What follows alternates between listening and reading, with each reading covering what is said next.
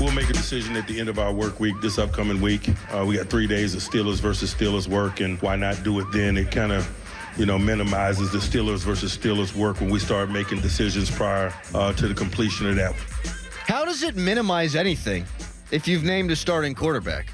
I don't understand that logic from Tomlin, and I think he's totally BSing.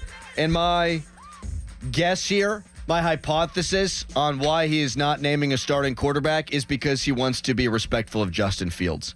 And he wants Justin Fields to feel like he's been given a fair shake this whole time, and he wants to name a starting quarterback at the last possible moment to do just that. That is my working theory. Dorin, what do you think? Yes, but if you're Justin Fields or you're any player that has any type of awareness of how teams work in the NFL, especially teams work, like you could just go based off the reps and the distribution of reps and the timing of reps to know who the starting quarterback is. Like they know who it is, like as players, and we know who it is. But I think with Mike Tomlin, yeah, he is trying to give Justin Fields some type of confidence that this was a battle, which even Justin Fields knew at some point it wasn't. Even whenever he was getting all the reps with the first team. You think that he got all the reps with the first team, Russell Wilson's been out for half a training camp, and then as soon as he's healthy, he starts getting the first team reps, then you're a second team player. Yes. Everybody knows. Russ came back, practiced all week with the ones, and Justin Fields got barely any reps with the ones, as I understand it, leading into that preseason finale. So the writing's been on the wall. Everyone here locally has been wise to this for a couple of weeks, that it's going to be Russ Wilson. Mike Tomlin, I feel like if it's mostly Tomlin wanting to respect Justin Fields, I think there is at least a portion that is, I want to F with the media. Mm-hmm. I think he's doing that a little bit too. Everyone wants to speculate. Everyone's guessing. People are saying it should be Fields. People are saying it should be Russ. And I'm going to stretch this thing out as long as possible to kind of F with the media. Thing is, I think he's helping these national shows. That's what I was about to say. Yeah. Isn't he helping? I mean, you're giving us content to actually speculate, to go back and forth, to talk about. Like, if he is, like, thinking about, hey, hey, look what I'm going to do to the media. I'm going to spin them around and keep them spinning. Like, yeah, please do. Like, yeah, the best thing he could have done is exactly what he did do. Look how we started the show at 6 o'clock. Yep.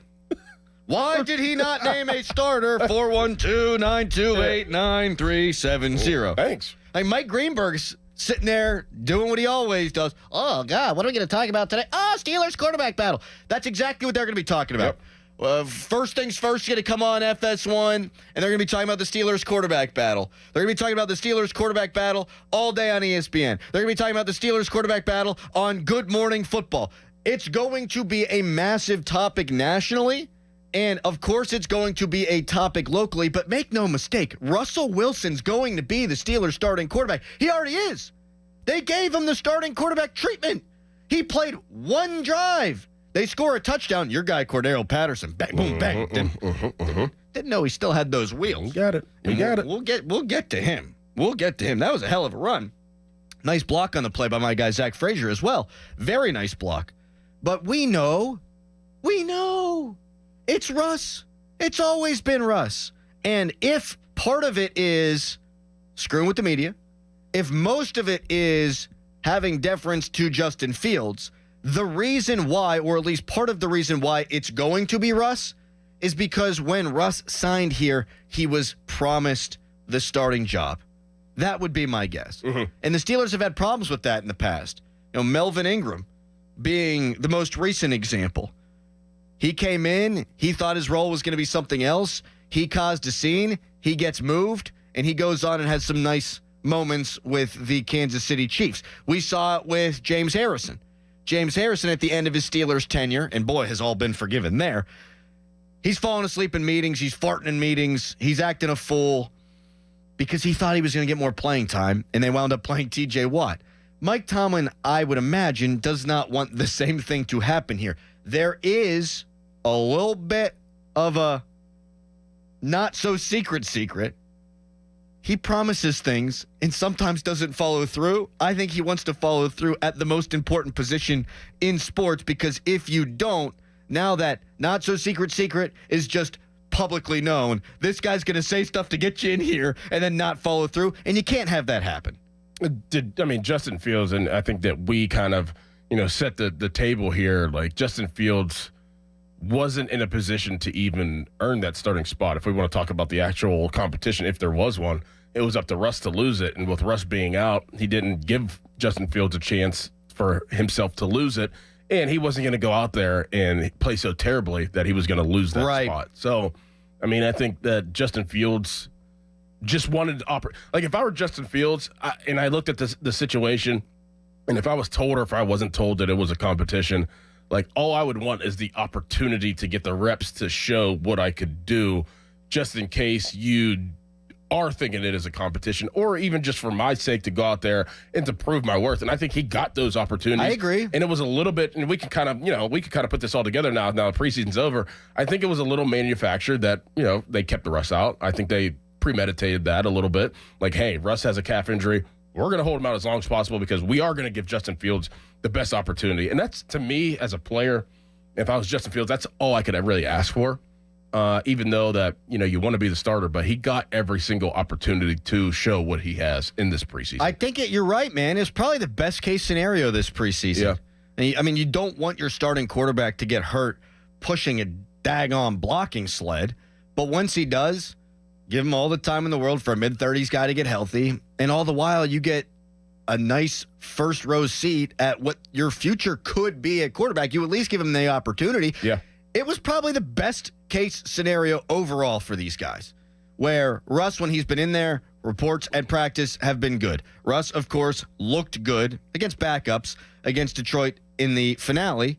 Justin Fields got a significant more amount of work in the offseason than did Russell Wilson, or at least in training camp and beyond.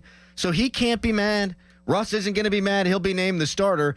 I actually think Mike Tomlin and that staff has handled a difficult situation really well, and they didn't do that in the past. I thought he flubbed it with Duck Hodges and Mason Rudolph toggling back and forth between those guys. I think my opinion on the Kenny Pickett, Mitch Trubisky, Mason Rudolph saga for 2 years has been said enough that I probably don't need to restate it. I don't think Mike Tomlin did a nice job then. I think you got everything that you wanted here. Yeah. A nice evaluation of Justin Fields, and the guy that you always thought was going to be the starter didn't lose the job. How do you think Justin played in the preseason? I think he looks like the guy you thought you were getting from Chicago. Like, to me, he didn't show any significant improvement, and I think thinking that he would was probably wrong. Like, are you going to get better than you were when all you got is an OTAs, a mini camp, a training camp, and a preseason with a new offense? Probably not. I think that he looked like the Justin Fields that if you ever watched Justin Fields in Chicago, I think that we got the Justin Fields that has the intangibles that we've all heard about.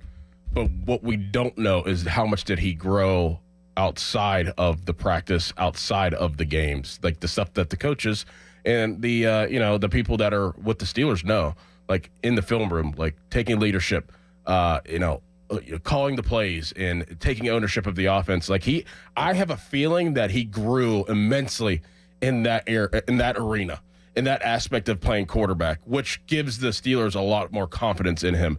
Like, it's one thing to do things on the field and then kind of have a shrunken playbook and a preseason playbook, not really have your array of goodies that you would actually go out there if you're game planning for a team, as we talk about all the time.